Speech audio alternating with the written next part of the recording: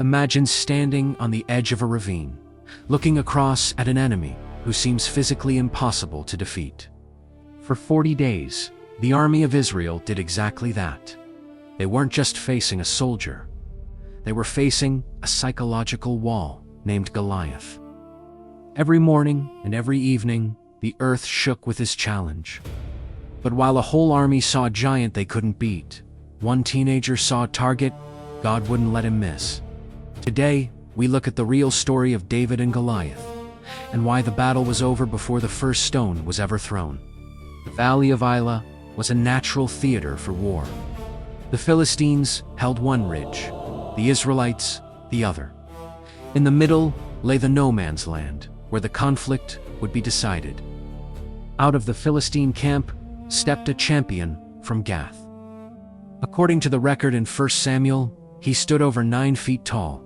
He was draped in bronze helmet, a coat of mail weighing 5,000 shekels, and a spear with a head like a weaver's beam. Goliath's request was simple. Choose you a man for you, and let him come down to me. If he wins, we serve you. If I win, you serve us. For over a month, King Saul and his seasoned warriors were dismayed and greatly afraid. The silence from the Israelite camp was the loudest thing in the valley. Enter David. He wasn't there to fight. He was a delivery boy. His father, Jesse, had sent him from Bethlehem with grain and bread for his 3 older brothers in the service. As David reached the perimeter, he heard the booming, mocking voice of Goliath, defying the armies of the living God, while the soldiers retreated in sore fear. David asked a question that shifted the atmosphere.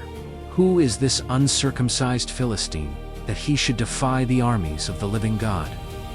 His oldest brother Eliab tried to shut him down with sarcasm, accusing him of pride and neglecting his few sheep. But David wasn't looking for his brother's approval.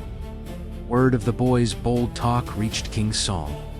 When David stood before the king, the contrast was almost comical. Saul saw a youth. David saw a God who had already trained him in the secret places. Thy servant smote both the lion and the bear, David told the king. He wasn't boasting in his own grip, but in the Lord who delivered him from the paw of the beast. Saul tried to dress David in his own royal armor. David put it on, took a few steps, and realized it was a cage. He couldn't fight in someone else's identity. He took off the bronze vest and the helmet. He grabbed his staff, chose 5 smooth stones from the brook, and put them in his shepherd's bag. With his sling in hand, he walked down into the valley.